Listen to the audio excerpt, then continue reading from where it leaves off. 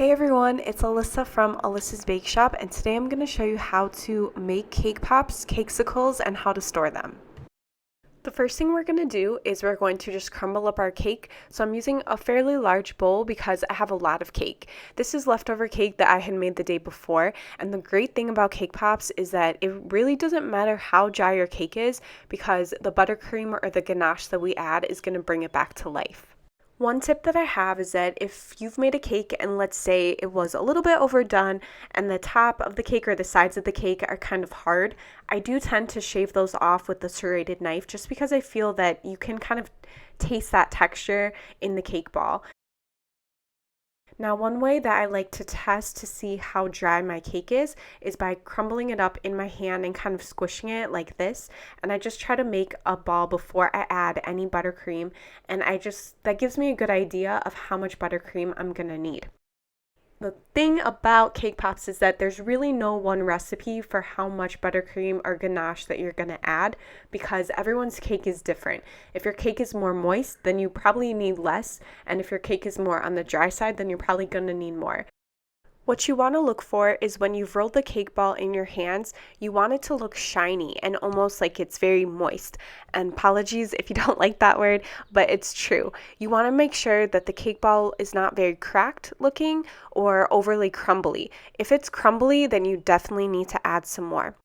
Now that I've tested it and the cake ball looks really nice and shiny, I'm going to just start to roll them out. There's really no perfect method about how to roll a cake ball. My first suggestion is to use a lot of pressure. So when you're rolling it in between your hands, don't be afraid of it. It's not very delicate. It's not gonna fly out of your hands, maybe. And you're just gonna apply some pressure to the tops and the sides. I kind of start to roll it to the left, then I kind of roll it to the right, just to try to get it to be nice and round.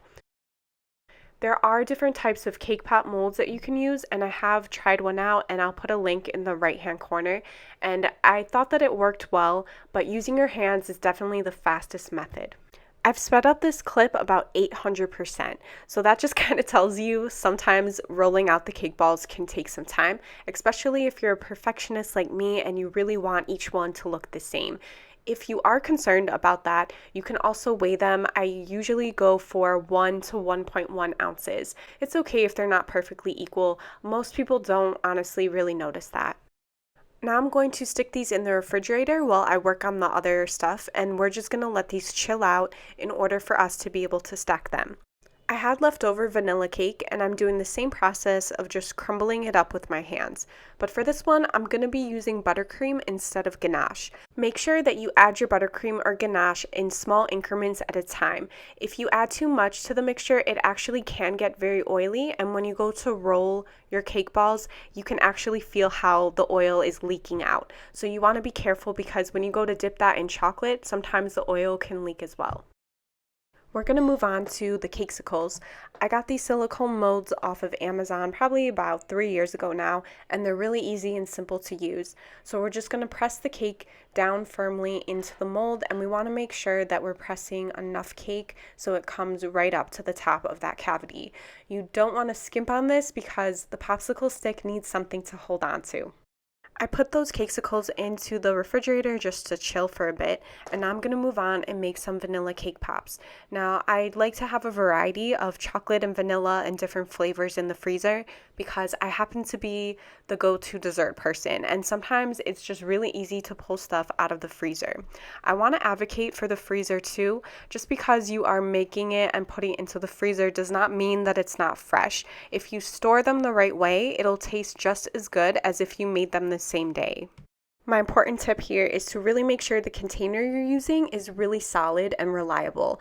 You don't want to use one that's cracked, or you don't want to use one that's too flimsy, especially even those takeaway containers that you get from, I don't know, when you go and get takeout food. You really need something that is thick enough to keep them safe in the freezer, especially if they're going to be in there for a few weeks.